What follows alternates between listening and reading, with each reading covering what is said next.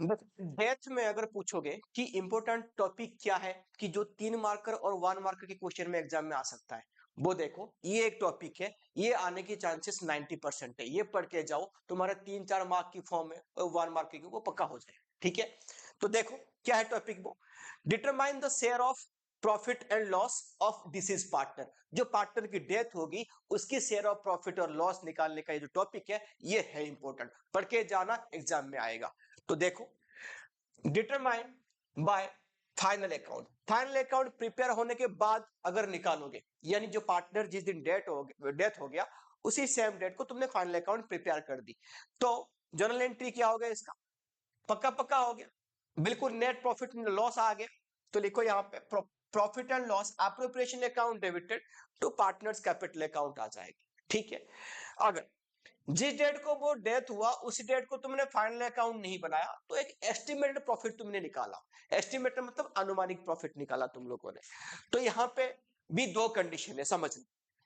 पहला condition, if PSR remain same, यानी ये क्या कहना चाहता है, देखो मतलब पीएसआर यहां पे सेम होगा, यानी ए बी सी पार्टनर थे, रेशियो था इनका 1:2:3, बी की डेथ हो जाती है एंड सी की जो नया रेशियो है वो बन जाती है 1:3, यानी रेशियो चेंज नहीं हुआ। इस केस में ये क्या बोल रहा, पीएल यानी profit and loss suspense account debited to जो पार्टनर की डेथ होगी उसकी कैपिटल अकाउंट। ठीक है जी, ये याद रखना।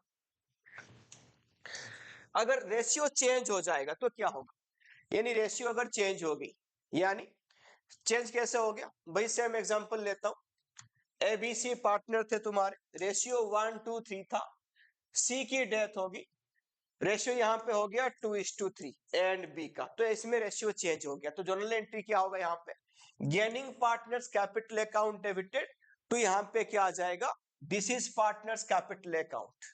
ठीक है, ध्यान रखना।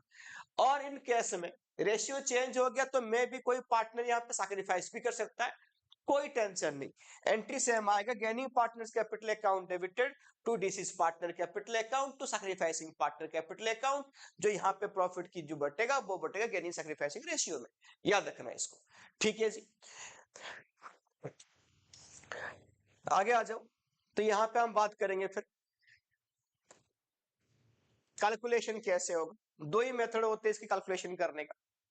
पहला मेथड लिखो, on the basis of sales, on the basis of sale, अगर सेल की बेसिस पे निकालेंगे तो फॉर्मूला याद रखना, प्रीवियस ईयर की profit divide by previous year sale into sale up to death, और उसकी जो शेयर है यहाँ पे मैंने ऐसे लिख रखा 1/4, तो 1/4 मतलब का जो इसकी शेयर है वही यहाँ पे डाल देना, जो भी क्वेश्चन में गिवन होगा। ठीक है, तो क्या बोला मैंने, प्रीवियस ईयर की profit divide by previous year की सेल, यानी यहाँ पे इनटू क्या करोगे, सेल ऑफ टू डेथ, यानी करंट ईयर की सेल जहां तक पार्टनर की डेथ हुआ है वहां तक, और फिर उसकी शेयर निकाल लेना।